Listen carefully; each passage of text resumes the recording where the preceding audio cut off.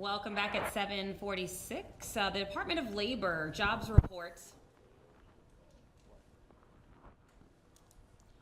Welcome back at 7:46. So the Department of Labor jobs report just came out in the last few minutes. It shows U.S. employers added a solid 139,000 jobs in May despite uncertainty over President Trump's trade wars. Okay, I'm going to start that over again. We're having a little bit of a microphone issue here. So the Department of Labor's jobs report just came out a few moments ago. It shows U.S. employers added a solid 139,000 jobs last month despite uncertainty over President Trump's trade wars. So unemployment stays at 4.2%. And earlier this week, the payroll company ADP's new employment report showed private sector firms added only 39,000 jobs last month.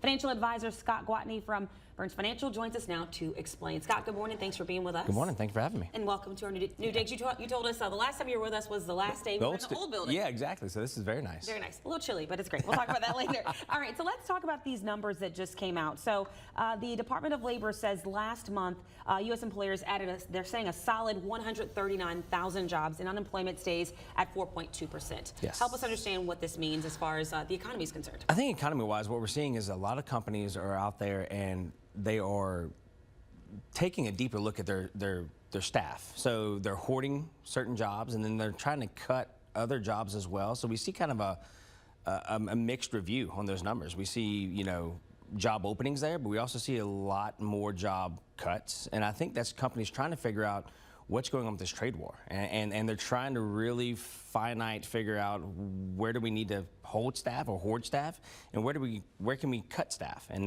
we're seeing those in these numbers. Is they kind of give conflicting reports right now, because I think there's a lot of uncertainty still out there with the market and what President Trump's going to do. And would you have that same analysis when it comes to those numbers from the ADP assessment on private sector firms only adding 37,000 jobs last month? Yes, I think that is direct correlation to that.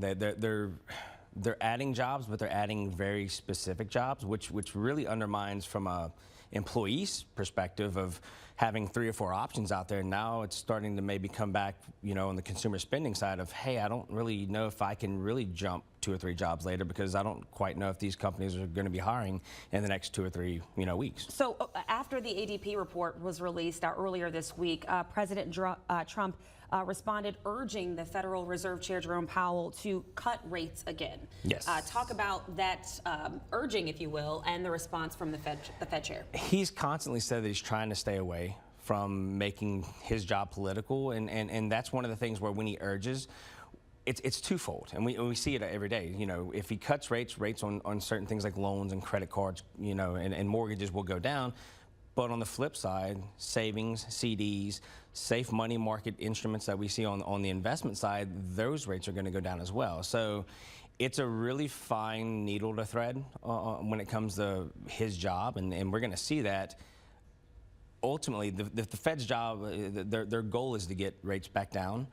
How quickly and when they do it is really going to be Jerome Powell's biggest decision maker on how that's going to affect the economy.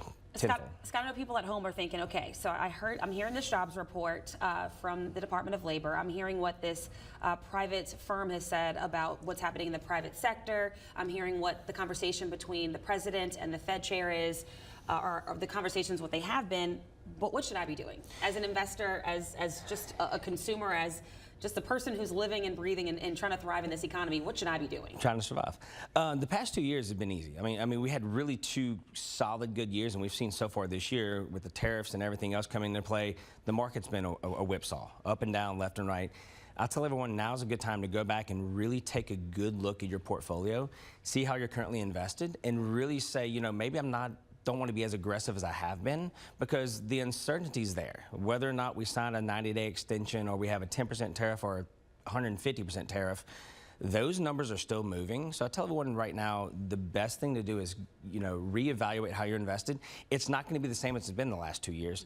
Let's sit down and see, are we, taking too much risk, not enough risk? Are we really good where we're at right now? Now's a good time to go back, and look at your portfolio and see how you're invested, and make sure it's within your appetite to meet your goals. All right, Scott, thanks so much for that analysis. I know we threw those numbers at you pretty quickly, but they came down moments before I met up with you in the hallway there. So we appreciate your time this morning. Absolutely. Thank you for having me.